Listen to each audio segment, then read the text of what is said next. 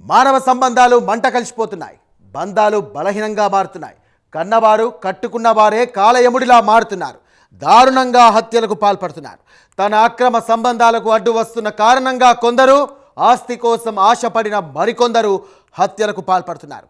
దగ్గరి వారికే దారుణంగా కడతేరుస్తున్నారు. తాజాగా ఇటువంటి దారుణ ఘటన సిద్దిపేటలో జరిగింది. ఈ దారుణ ఘటన పూర్తి వివరాలు తెలియాలంటే ఈ స్టోరీ మీరు చూడాల్సిందే.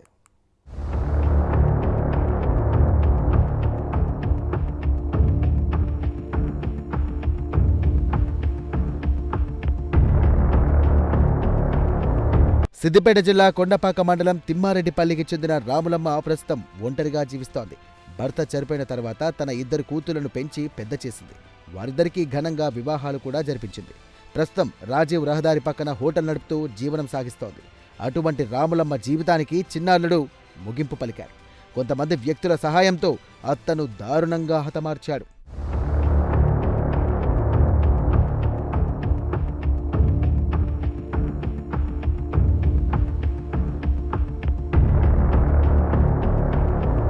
రాములమ్మ తన కూతురికి ములుగు మండలం తునికి బొల్లారం గ్రామానికి చెందిన జీవన్ రెడ్డితో వివాహం జరిపించింది.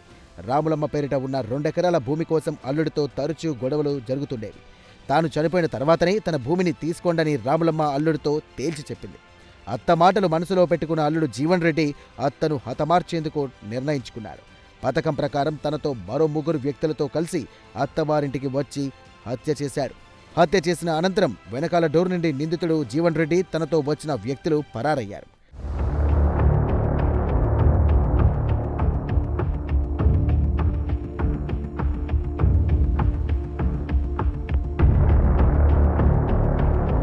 నిందితుడు తనతో వచ్చిన వారి చెప్పులను, హెల్మెట్ను సైతం గుమ్మం ముందే వదిలి వెళ్లినట్టుగా తెలిసింది. గత నెల రోజుల క్రితం రాములమ్మని చంపడానికి ప్రయత్నించగా ఆ ప్రయత్నాలు ఫలించలేదు. అనుమానం వచ్చిన రాములమ్మ పెద్ద అల్లుడికి వెంటనే విషయం తెలియజేసింది. ఇంటి చుట్టూ సీసీ కెమెరాలను అమర్చే విధంగా ఏర్పాటు చేసింది. ఆ పనే ప్రస్తుతం నిందితులను పట్టించింది. రాములమ్మను చంపడానికి ప్లాన్ ప్రకారం ఇంట్లోకి చొరబడిన నిందితులు ఆనవాళ్లు సీసీ కెమెరాల్లో రికార్డ్ అయ్యాయి. ఎవరు ఈ హత్య చేశారని సీసీ కెమెరాలో చూడగా చిన్నారుడు కనిపించాడు. దీంతో హత్య ఎవరు చేశారనే విషయంలో క్లారిటీ వచ్చింది.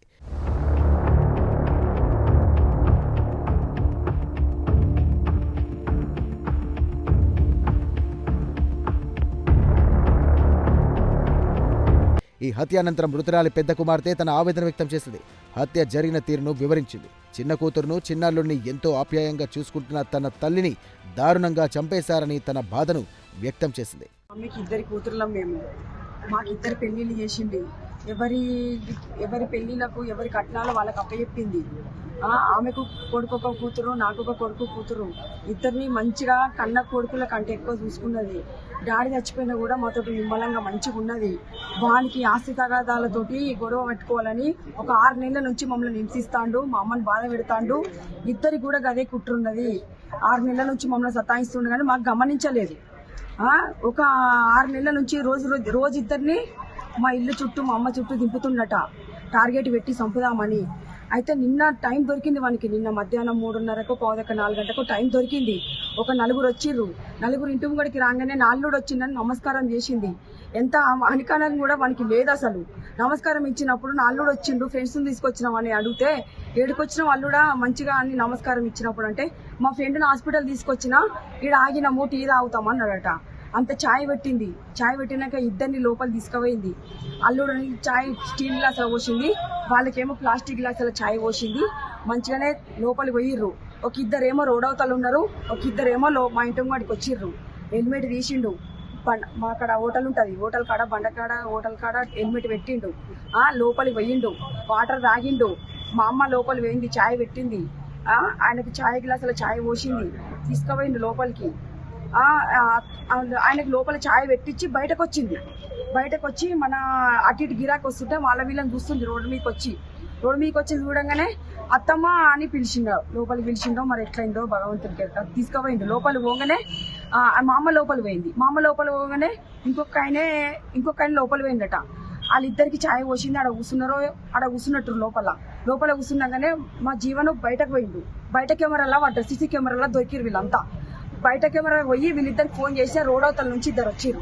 వాళ్ళిద్దరు లోపలి పోయి మెయిన్ డోర్ మొత్తం క్లోజ్ చేసిర్రు. మెయిన్ డోర్ క్లోజ్ చేసి మొత్తం ఆమెను నోట్ల పట్ట పెట్టి సౌండ్ ఆమె అరుస్తుంది బయట. కెమెరాల ప్రూఫ్ కూడా ఉంది, మీకు లైవ్ లో కూడా చూపెడతాను. నేను బాధ నేను ఎవరికి భయపడా. ఆ మొత్తం ఆమె కేకలు పెడతాంది, నోరు మూసింది. ఆయనకి చెవులు కట్ చేసి మొత్తం ఈ కమ్మలు మొత్తం తెగిపోయి రక్తాలు కూడా వెళ్ళినాయి. 2 చేతులు ఇరగొట్టిర్రు. ఆడ మొత్తం నోట్ల బట్ట పెట్టి ఒక బెడ్రూమ్ లో తీసుకుపోయి మొత్తం ఆడ చంపి మొత్తం మన టవల్ ఉంటది కదా, దొడ్డు టవల్ తోటి ఇట్లా మొత్తం బిగించిర్రు. ముగ్గురు కట్టి బిగించినాకనే ఆమె ప్రాణం పోయింది సార్.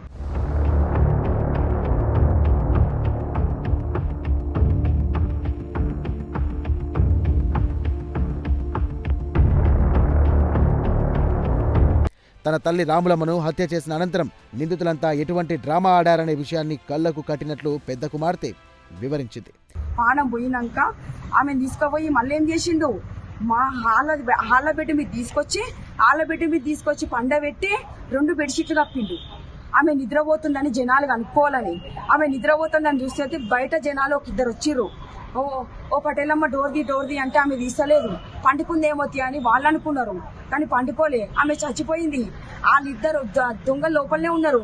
వీళ్ళిద్దరు బయట వంగన మన వెనుక నుండి పరారై ఒకటి తడక లెక్క కడితే దాన్ని ఊల కొట్టుకొని మొత్తం బయటకు వెళ్ళి వచ్చి ఏం చేసిండు, మీకు మాకు బయటకు వచ్చేసి దొంగలు మాకు ఫోన్ చేసి ఇట్లా దొంగలు వచ్చిరట, మమ్మీ చెవులు కోసేసిర్రు, మీకే మరి మీరు రండి మమ్మీ చనిపోయిందని మాకు అబద్ధం చెప్పిర్రు. సీసీ కెమెరాలో మొత్తం మాకు రికార్డింగ్తో సహా మొత్తం దొరికింది. మొత్తం మా మరిది చేసిండ్రు, మా చెల్లె చేసిర్రు, ఇద్దరు కలిసి చేసిర్రు. అన్యాయంగా మన చంపిర్రు. బంగారం లెక్క ఇద్దరిని చూసుకున్నది. మనకి ఆస్తి కావన్నట్ట ఆస్తితోటి 6 నెలల నుంచి మాకు కుట్ర కట్టి వాళ్ళకి ఎంత డబ్బులు ఇస్తున్నాడో తెలియదు. మొత్తం 6 నెలల నుంచి 8 మందిని మొత్తం ఆయన మీద కక్ష పెట్టి నిన్న మధ్యాహ్నం చంపేసిండ్రు.